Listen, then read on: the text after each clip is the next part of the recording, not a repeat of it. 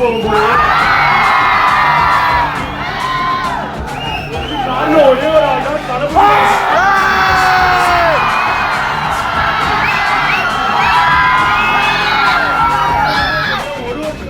பார்க்கும்போது அது கில்லி ரீரிலீஸா இல்ல கோட்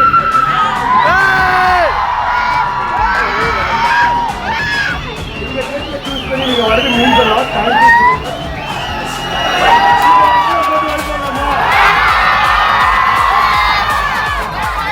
பார்த்து மெமரிஸ் தான் மனப்பாடம்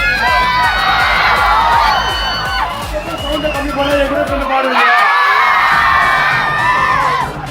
அடடே, தியேட்டர் ஓனர் இங்க டிஜேவே மாறிட்டார் அப்படின்னு தான் சொல்லணும். இது கில்லி ரீரிலீஸா இல்ல கோட் ரிலீஸா அப்படின்னு கன்ஃபியூஸ் ஆயிடுச்சுங்க அப்படின்னு கமலா தியேட்டர் உரிமையாளர் இந்த மாதிரி அங்க வந்திருந்த ஃபேன்ஸ் கிட்ட இந்த மாதிரி பேசியிருந்திருக்காரு. எஸ், கில்லி ரீரிலீஸ் பார்த்தீங்கன்னா தமிழ்நாடு முழுக்க பெரிய திருவிழா மாதிரி செலிப்ரேட் பண்ணிருக்காங்க. ஆக்சுவலா இது 2004 இல்ல 2024 நமக்கே கன்ஃபியூஸ் ஆகுது. அந்த அளவுக்கு தியேட்டர் எல்லாமே ஹவுஸ்ஃபுல்லா ஓடிட்டு இருக்கு. அதாவது கில்லி ரீரிலீஸ் ஓடுற எல்லா தியேட்டருமே ஹவுஸ்ஃபுல்லா இருக்கு. அதாவது படத்தை பல தடவை நம்ம டிவியில பார்த்துருப்போம், போன்ல பார்த்துருப்போம், எல்லாத்துலயும் பார்த்துருப்போம்.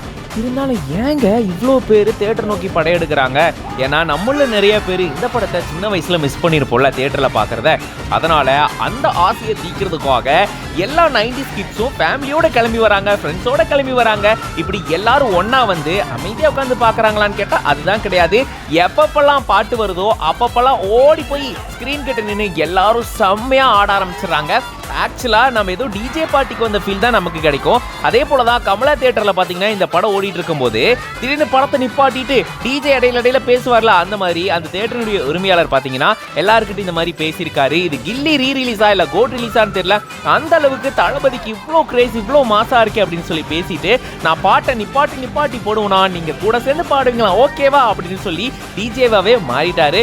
பார்க்கும்போதே அவ்வளோ சூப்பரா இருக்கு. அப்படியே கில்லி ரீரிலீஸா ரசிகர்கள் கொண்டாடி இருக்காங்க. இத பாக்கும்போது நீங்க எப்படி ஃபீல் பண்றீங்க அப்படின்றத கமெண்ட்ஸ்ல சொல்லுங்க.